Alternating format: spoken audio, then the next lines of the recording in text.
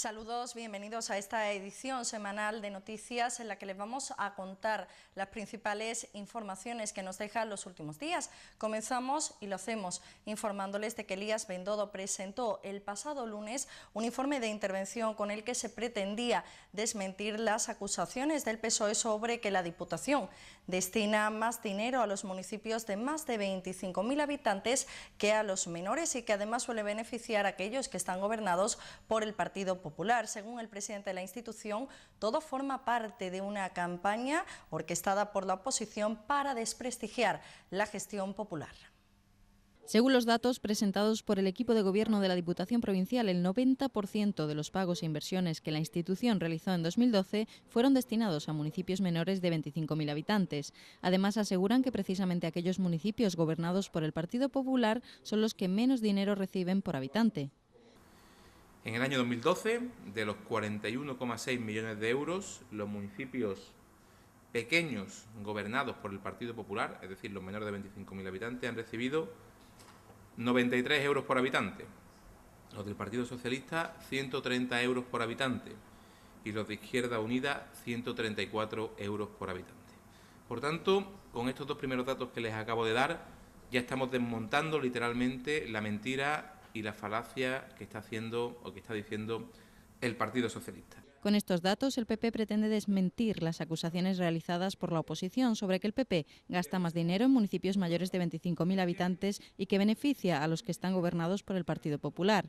Es más, el presidente del ente supramunicipal afirma que la oposición no está legitimada para criticar, ya que según el informe de intervención, de 2007 a 2011, cuando gobernaba PSOE e Izquierda Unida, el gasto por habitante era muy desproporcionado entre los municipios gobernados por uno u otro signo político. 5,6 euros por habitante en los municipios gobernados por el Partido Popular frente a 44,7 euros por habitante en los gobernados por el PSOE o 108,6 euros por habitante en los gobernados por Izquierda Unida. Las críticas del portavoz socialista no se sustentan, no se atienen a la verdad, que es lo más importante, y son profundamente irresponsables con esta institución, porque esto es una campaña orquestada desde la oposición, donde se pone en entredicho nuestro trabajo, utilizando para ello información inexacta y que falta a la verdad. Izquierda Unida insiste en que estos datos no son ciertos, que están manipulados y que en ellos no se incluyen las ayudas discrecionales con las que el Partido Popular favorece a los municipios gobernados por sus siglas. Lo que se le olvida decir al presidente de la Diputación Provincial es que sigue manteniendo e incrementa la vía de la discrecionalidad y que precisamente por esa vía es por donde están entrando y se están colando los municipios mayores de 25.000 habitantes que, insisto, no tienen que ser financiados por parte de esta Diputación. Yo quiero recordar, y pongo un ejemplo así que me viene a la cabeza, de que esta Diputación se ha gastado 2 millones de euros en arreglar 2 calles del Ayuntamiento de Fuengirola, cuando la mayor parte de los municipios menores, que hay que recordar que dependen para la prestación de los servicios más básicos de la financiación de esta Diputación Provincial, estamos hablando en el mejor de los casos de transferencias de 300, 400.000 euros. Por otra parte, el Partido Popular ha adelantado que el gasto en 2013 dedicado al Plan de Asistencia y Cooperación a los Municipios, la antigua concertación, cifrado en 38 millones de euros, se dedicará por primera vez en exclusiva a los municipios menores de 25.000 habitantes, si así se logra aprobar en el Pleno del próximo jueves. Sin embargo, Izquierda Unida asegura que el presupuesto para concertación ha disminuido un 50% respecto a 2011 y que será de 21 millones de euros. La diferencia hasta los 38 de los que habla el Partido Popular, dicen, son remanentes de 2012 por falta de ejecución. El PSOE andaluz ha criticado que Andalucía haya sufrido un 15% más de presión fiscal en 2012 y solo reciba un 7% del total de obra pública aprobada por el Estado para el año 2013. Los socialistas han solicitado el desbloqueo de proyectos como el anillo ferroviario, el acceso sur del aeropuerto y el corredor ferroviario. El PSOE malagueño ha denunciado el olvido inversor del gobierno de Mariano Rajoy con Málaga y Andalucía, según dicen por intereses partidistas, y consideran que es injusto ya que en 2012 la comunidad autónoma ha pagado un 15% más de impuestos, una mayor presión fiscal que no se ve correspondida con inversiones en obra pública. Frente a esos 10.516 millones de euros de recaudación, el Gobierno de España en el año 2012 solo licitó obra pública por importe de 245 millones de euros en Andalucía. Una cantidad ridícula e insuficiente, que pone de manifiesto el castigo al que el Gobierno de España está sometiendo a Andalucía exclusivamente por motivos políticos. En 6 de las 8 provincias andaluzas, la licitación de la Junta de Andalucía en el año 2013 supera a la del Gobierno de España. En este sentido, el PSOE ha solicitado el desbloqueo de proyectos públicos creadores de empleo como el anillo ferroviario de Antequera, el corredor ferroviario y el acceso sur del aeropuerto. Por otro lado, Miguel Ángel Heredia, el secretario provincial, ha mostrado su apoyo a los 44 alcaldes socialistas de la provincia que han enviado una carta a Elías Bendodo, presidente de la Diputación, para pedirle un reparto más equitativo de la inversión. Según denuncian, son favorecidos los municipios gobernados por los populares. Es una carta que mandan los alcaldes desde el punto de vista institucional. No es una carta al presidente del Partido Popular, es una carta al presidente de la Diputación Provincial. Y en este marco yo quiero señalar que estamos hablando de una reclamación legítima de los alcaldes y alcaldesas porque sienten dañados los intereses generales de sus pueblos. Como partido, tienen todo nuestro apoyo, nuestra comprensión, porque no lo están teniendo nada fácil y las decisiones del Partido Popular en la Diputación están dificultando la gestión en los pueblos.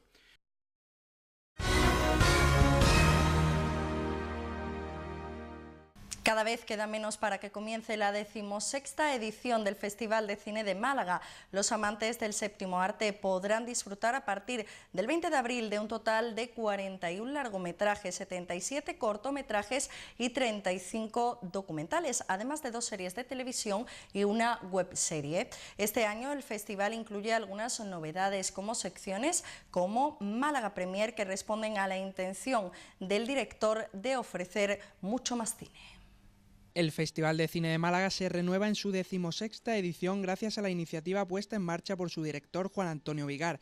En su primer año al frente de este festival, Vigar resalta el compromiso creciente que tienen con el séptimo arte y con todos los malagueños, en un año en el que se proyectarán más películas que nunca, se incluyen nuevas secciones temáticas y se lleva a cabo los días previos al festival el programa MAF, Málaga de Festival, un proyecto participativo que ofrece actividades paralelas y que pretende asentar la cultura del cine en la ciudad de Málaga. Que es un festival mucho más comprometido con el cine y con la ciudad de Málaga. De lo segundo, de lo último que he mencionado, no voy a insistir en el MAF, en el Málaga de Festival, que estamos ya viviendo desde el viernes pasado con una enorme receptividad y con un importante respaldo de público, lo que nos lleva a sentir que hemos tenido una buena idea y que será seguro en el futuro una magnífica realidad. Con respecto a las secciones, cabe destacar la inclusión de Málaga Premier, donde se emitirán películas de estreno con el fin de aumentar la oferta temática y dar más cabida a directores muy vinculados con la ciudad de Málaga, como Roberto Santiago o Ventura Pons. Este tiene que ser un festival de cine con mayúsculas, por lo tanto tiene que haber mucho más cine porque ese es nuestro objetivo y por eso nace una nueva sección que creo que no conocéis hasta ahora y que yo os voy a comentar.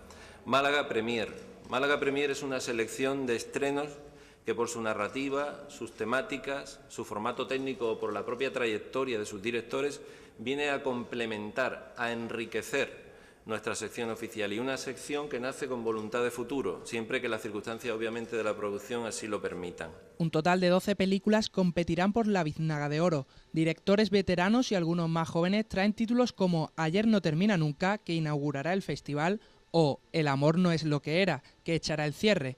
El cine, además de ser un eje en la historia cultural, es también un motor económico y social en la ciudad de Málaga, un acontecimiento que proporciona un enorme retorno de imagen de marca a la ciudad a través de la coherencia y la cercanía. El Festival de Cine Español de Málaga es un gran acontecimiento cultural para la ciudad, es un gran acontecimiento cultural para España, es una gran oportunidad y un gran acontecimiento para el cine español. Eso es una realidad. Y se convierte en Málaga, además, en un acontecimiento con características económicas, con tirón turístico. El pistoletazo de salida se realizará a través de un sentido homenaje al primer Festival de Cine de Málaga, allá por el año 1953. En este acto de apertura se homenajeará a los creadores de este exitoso festival, personificando la figura de Guillermo Jiménez Verdú.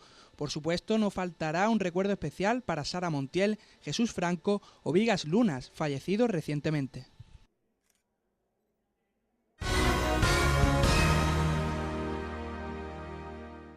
La liquidación del presupuesto de Diputación del año 2012 arroja un remanente positivo de 26,4 millones de euros. Ha concluido con un porcentaje de ejecución del 70,5%, el más elevado desde 2006. El primer ejercicio íntegro del Gobierno del Partido Popular al frente de la institución arroja un balance positivo. En cuanto a las transferencias hechas a los municipios en 2012, casi alcanzan los 46,5 millones de euros. De ellos, el 90% lo han recibido municipios menores de 25.000 habitantes. Que es un indicador muy bueno, con mucho esfuerzo. A mí me hubiera gustado poder disponer en este año 2012 pues de 40 millones que le hemos pagado a los bancos, entre intereses y amortización de deuda financiera, pero no he podido destinar a la provincia ese dinero. Anteriormente se gastó y yo tengo que pagarlo, y este equipo de gobierno tiene que pagarlo. Y a pesar de eso me vuelvo al primer cuadro y digo que a pesar de la deuda financiera que estoy amortizando, hemos sido el equipo de gobierno que más hemos transferido a los municipios. El porcentaje de ejecución es el más alto desde 2006, superando los 211 millones de euros, lo que significa el 70,5%, frente al 62% de media de años anteriores. En lo referido a la deuda financiera, a finales de 2013 se reducirá en 75 millones hasta situarse en los 145. Cabe recordar que en el periodo más grave de crisis económica, la deuda del ente supramunicipal alcanzó los 220 millones. El pasado 2012 se le han transferido a los bancos 40 millones de euros en concepto de deuda financiera.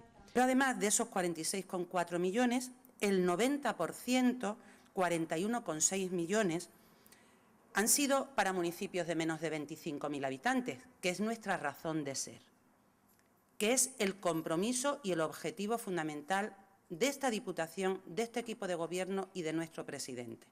El 90% de esos 46,4 millones. El remanente positivo de tesorería alcanzado asciende a 26,4 millones de euros y la deuda a proveedores no existe, por lo que el plan de pago del Gobierno central no será necesario por segundo año consecutivo.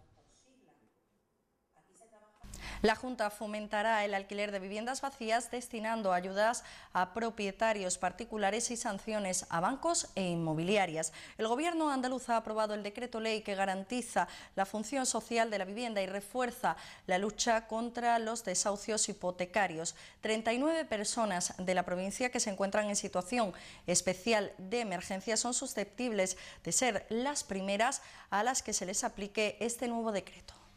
Esta norma tiene como principal objetivo hacer aflorar en alquiler el parque residencial desocupado existente en la comunidad autónoma, entre 700.000 y 1 millón de inmuebles, de los que entre 350.000 y medio millón pertenecen a personas jurídicas, fundamentalmente bancos y empresas inmobiliarias. Entre otras medidas, la nueva regulación refuerza las ayudas al alquiler, se crea un nuevo régimen sancionador y se establece la expropiación temporal del uso de las viviendas inmersas en procedimientos de desahucio hipotecario en los casos más graves de emergencia social de las familias.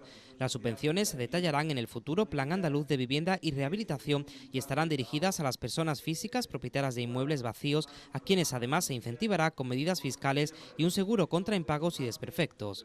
De forma complementaria, la Administración intermediará para favorecer el alquiler del parque residencial deshabitado, facilitando fórmulas de concertación de arrendamiento entre personas propietarias y demandantes.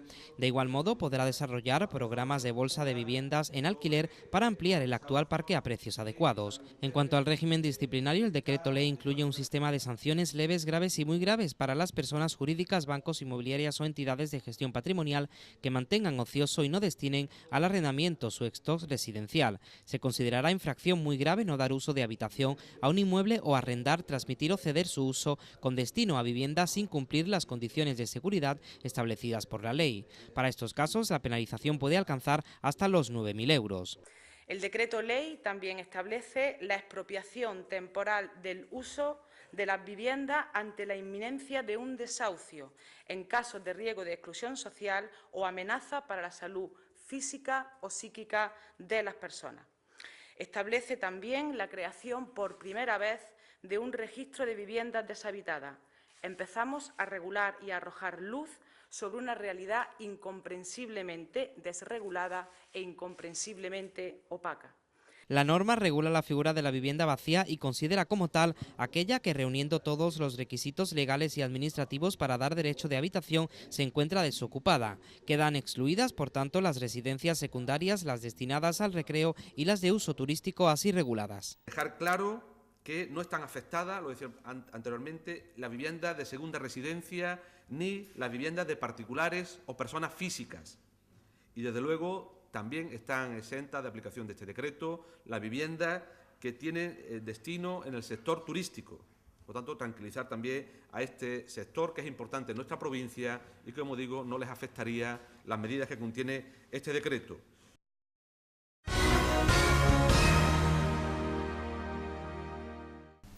Nueva polémica entre PP y PSOE, en este caso por la iluminación de la Feria de Málaga. El Grupo Municipal Socialista considera que el equipo de gobierno ha redactado el pliego de condiciones como un traje a medida para la empresa Iluminaciones Ximénez, que lleva años encargándose de esta iluminación. El PP asegura que se ciñe a la legalidad que marca la Unión Europea. El Grupo Municipal Socialista ha criticado el coste de la iluminación de la Feria de Málaga, que pese a haberse reducido en casi medio millón de euros en los últimos años, supone 960.000 euros. En comparación con Almería, dicen, nos gastamos unas 6 veces más. A juicio de la responsable del ramo, no se pueden comparar churras con merinas. Creo que el recinto ferial de Almería no tiene nada que ver con el recinto ferial de Cortijo de Torres de Málaga. Las comparaciones hay que comparar las dos cosas iguales. El mismo tejido, el mismo material, los mismos metros cuadrados. Yo cuando comparo los precios en los supermercados, o comparo la Puleva en el Corte Inglés y comparo la Puleva en Mercadona y veo el precio, pero productos iguales. El PSOE asegura también que el pliego de condiciones para hacerse con el contrato de la iluminación de la feria no garantiza la libre concurrencia de las empresas y que muchas de ellas no pueden concurrir porque se les exige una certificación de ornamentación fija, algo incomprensible según los socialistas. Que se paralice el procedimiento de la contratación y se dé un nuevo plazo y se redacte un nuevo pliego que permita la concurrencia, se basa en las siguientes cuestiones. El pliego para contratar esta feria en cuanto a su iluminación se refiere, requiere una determinada calificación que es excesiva, le pide a las empresas que tengan una capacidad por encima de la que se exige para concurrir. Muy en concreto, se pide una calificación para instalaciones de ornamento definitiva, cosas que en la feria las instalaciones de ornamento tipo portada no lo son. El PP asegura que el pliego responde a la legalidad e invita al PSOE a impugnarlo si no lo considera el adecuado. Lo que le diría a la señora Gámez es que cuando dé una rueda de prensa que se asesore bien, que se informe bien y que no tenemos ningún problema en entregar los papeles que tenemos que entregar. Y si hay alguna de las empresas que no tiene clasificación y no se puede presentar, yo no lo digo, eso lo dice la ley.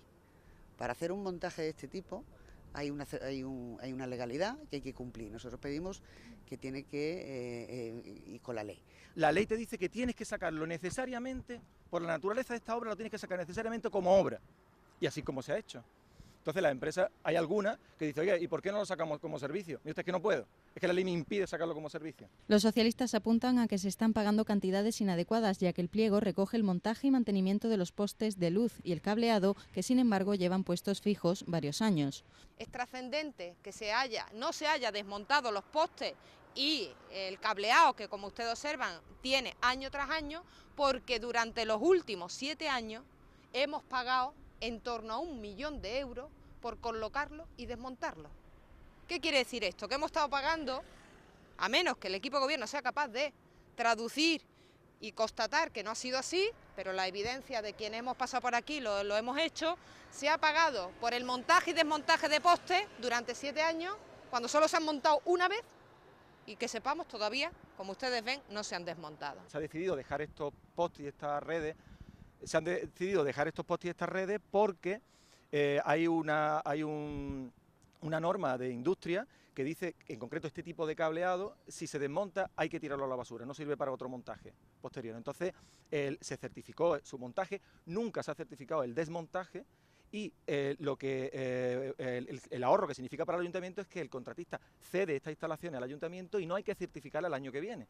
Con lo cual ese ahorro que vamos a tener son es la justificación de los ahorros y de las bajadas que estamos teniendo tan importantes en la contratación.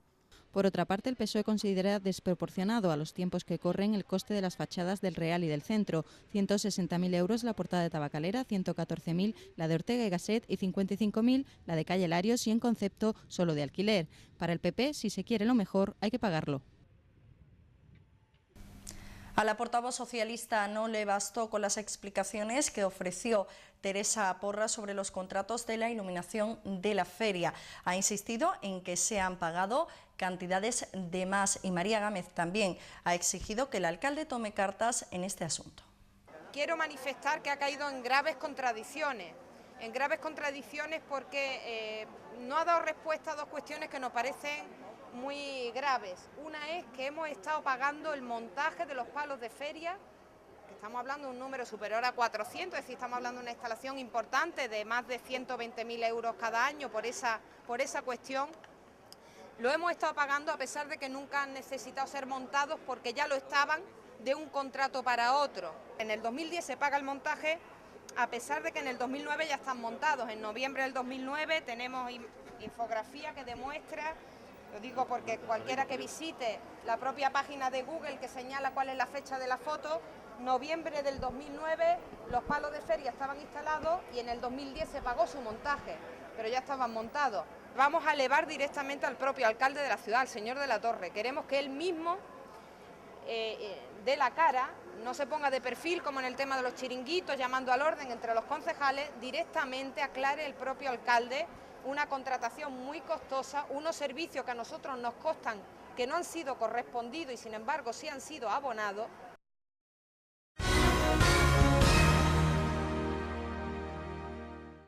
El Pleno Extraordinario de Aprobación del Plan de Asistencia y Cooperación que se celebró esta semana en Diputación eclipsó la sesión ordinaria del mes de abril. Los protagonistas fueron los alcaldes socialistas que han exigido al equipo de gobierno que no discrimine a los municipios menores de 25.000 habitantes.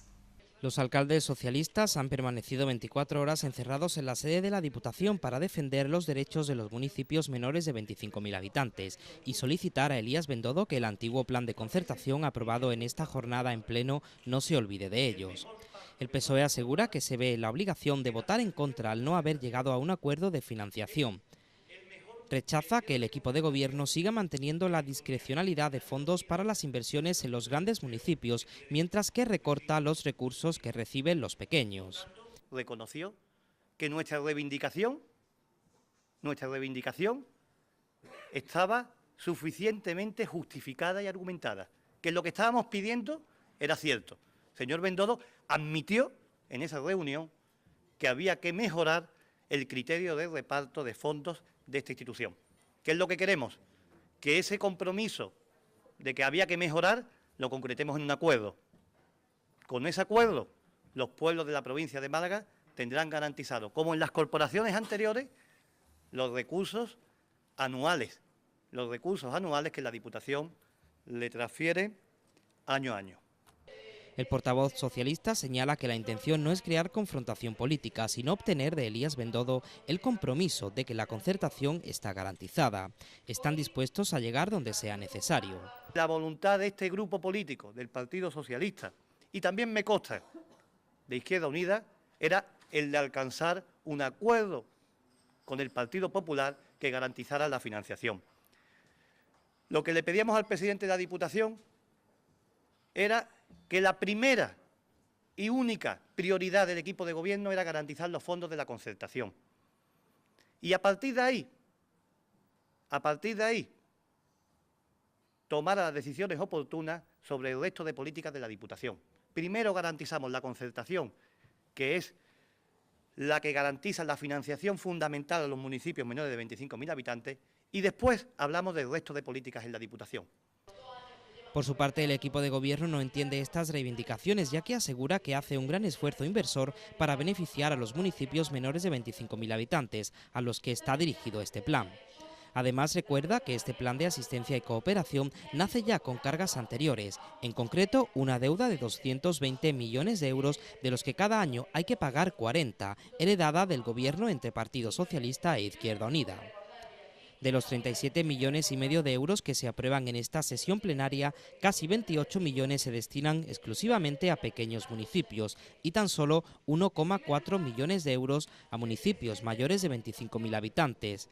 Cabe además recordar que esta última cantidad procede de los casi 10 millones de euros que se arrastran del presupuesto no ejecutado de 2012 para que no se quede en los bancos tal y como establece la Ley de Estabilidad Presupuestaria. Este esfuerzo inversor de 37,5 millones de euros es lo más que hemos podido ejecutar. Y hoy, haciendo ese gran esfuerzo de responsabilidad, con los mimbres que he contado, hacemos este compromiso. Un compromiso que se aprueba en pleno de invertir 37,5 millones de euros en los municipios menores de 25.000 habitantes. Un compromiso cierto, porque mucho se promete cuando se gobierna por parte del PSOE de Izquierda Unida, de concertaciones de 40 millones de euros, pero la realidad es que cuando se ejecuta el presupuesto, ejecutaban el 30%. El 30%. Eso es como no prometer nada. Por último, Salado recuerda que los municipios mayores de 25.000 habitantes también forman parte de la provincia. La Diputación está preferentemente para los municipios menores de 25.000 habitantes, pero no exclusivamente, y ellos lo hicieron cuando gobernaron, porque los municipios mayores de 25.000 habitantes también aportan mucho al presupuesto de esta Diputación provincial, a través del patronato y a través del impuesto de actividades económicas que generalmente generan las empresas establecidas en los grandes municipios.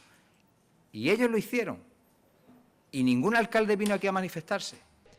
Con respecto al plan de empleo que también solicitan los socialistas, el PP recuerda que es una competencia de la Junta de Andalucía, pero que pese a ello, en proporción, dedica más dinero que la Administración autonómica. Izquierda Unida también ha votado en contra de la aprobación del plan de asistencia y cooperación. El Gobierno ha sacado adelante en el Congreso su reforma de las pensiones gracias a la mayoría absoluta que tiene en el hemiciclo. La reforma endurece el acceso a la jubilación anticipada y parcial y permite compatibilizar un salario y una pensión. El Congreso ha decidido que este decreto ley no sea tramitado como proyecto de ley por procedimiento de urgencia al ser rechazada esta opción.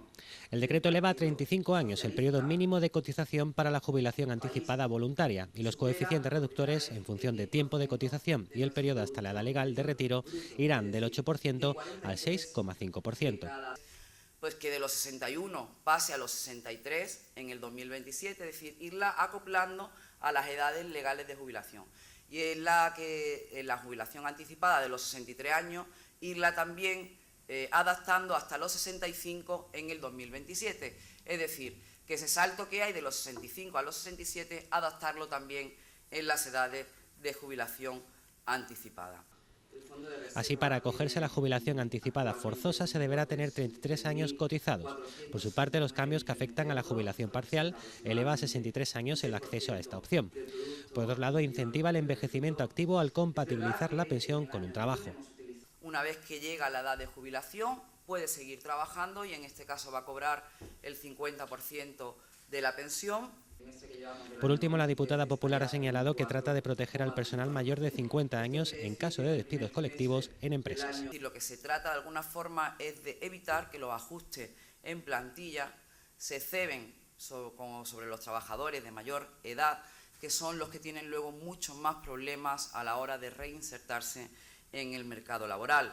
Se establecen también más exigencias para las llamadas prejubilaciones y se encarecen estas prejubilaciones para las empresas por una sencilla razón, porque la mayoría de las prejubilaciones estaban descansando, las sostenía pues el sistema público de pensiones y nosotros entendemos que no tiene sentido que una empresa que vaya a realizar despidos colectivos pues que al final le cueste el dinero a la Seguridad Social. Pues estas son las noticias más destacadas que nos deja la semana. Recuerden, nosotros volvemos con más información el próximo lunes. Hasta entonces, que disfruten el fin de semana.